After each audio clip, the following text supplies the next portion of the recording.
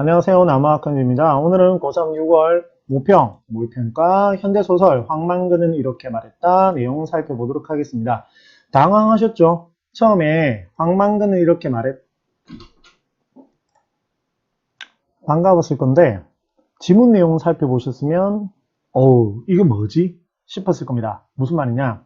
우리가 알고 있는 수능 특강 교재에서 만난 황망근이 등장은 하는데 전혀 다른 얘기를 하고 있습니다. 물론 여기 민씨도 등장을 하죠. 그리고 민씨와 관련된 문제가 선지속에서 등장을 하기는 하지만 토끼 고교에서 만난 거대한 토끼와의 이야기입니다. 전부 다.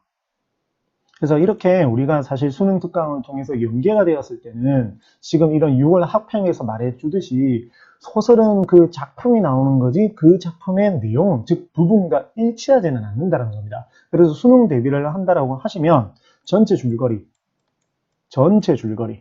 인물 중심으로 이렇게 정리를 하시는 거지 수능 특강의 내용, 수능 완성에 실려있던 내용이 출제될 거라고 생각하시면 절대 안 됩니다. 하지만 나중에 현대시 분석, 그 다음에 고전시가 분석에도 말씀을 드리겠지만 시는 아닙니다.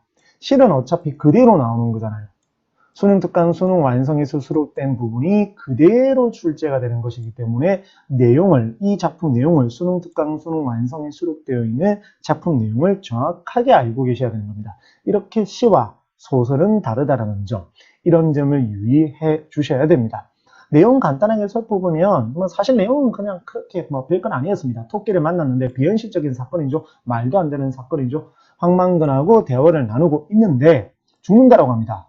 그러면서 막 끌어당기거든요. 토끼 이제 털이 묻히는 거죠. 그래서 쉽게 끌려 들어오지 않는 황망근을 마저 끌어들이기 위해서 막 버티고 있었죠. 그렇게 하염없이 시간이 흘러서 아침이 됩니다. 즉 저녁부터 아침까지 그렇게 실랑이를 펼칩니다. 그러다가 끝까지 버텨가지고 들어가지 않았죠. 그래서 만약에 빨려든다면 죽게 되었을 거죠. 그리고 이제 뒤에는 말을 합니다. 빨려 들어가지 않았기 때문에 너는 이제 살았다. 라고 하면서 이제 나를 놓아라 라고 했는데 이제 황망근이 싫다라고 합니다. 괜한 위협을 하거든요. 네 죽이 불 거다.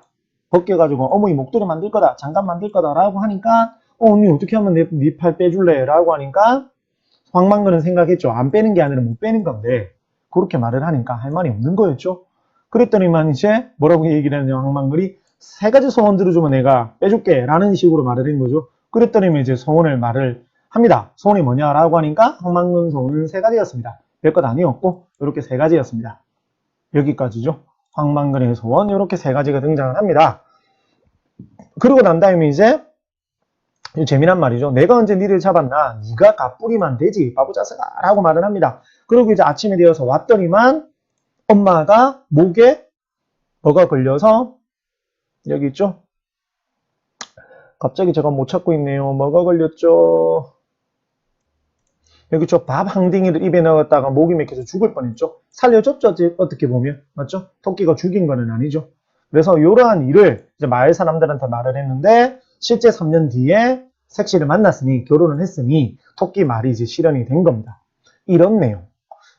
사실 내용은 이렇게 처음에 당황만 안 했으면 심각하게 당황만 안 했으면 크게 어렵지 않게 작품 내용은 확인을 하셨을 겁니다. 문제 한번 살펴보면 변형 문제 한번 살펴볼까요? 1번 기억에 대한 설명으로 가장 적절한 것은 기억의 내용은 여기죠. 황망근이 한 말이 아니라 그 말을 들은 민씨의 표현이다 라고 했죠. 민씨의 표현이라고 했습니다. 그럼 볼까요? 민씨가 황망근으로부터 이야기를 전해드렸음을 알 수 있다. 아이고 바로 답이 나오죠. 정답은 1번입니다. 그리고 서술상의 특징 문제 간단하게 한번 보면 8번 문제죠. 윗글에서 확인할 수 있는 서술상의 특징으로 가장 적절한 것은 정답 한번 확인해 보실래요? 답은 5번이죠. 조금 헷갈릴 수 있기는 한데 여기죠. 어디 부분이냐면 여기죠. 황망근의 주변에는 토끼털이 무수히 떨어져 바늘처럼 반짝이고 있었다. 그 주변 공간에 대해서 감각적으로 나타내었죠. 그래서 동네 곳곳에 닭들이 횃대에서 소리쳐 울고 있었다. 여기에서 해당 내용을 확인할 수 있습니다. 지금 보시는 이러한 다양한 자료들은 저희 나무 아카데미를 통해서 이용하실 수 있습니다. 감사합니다.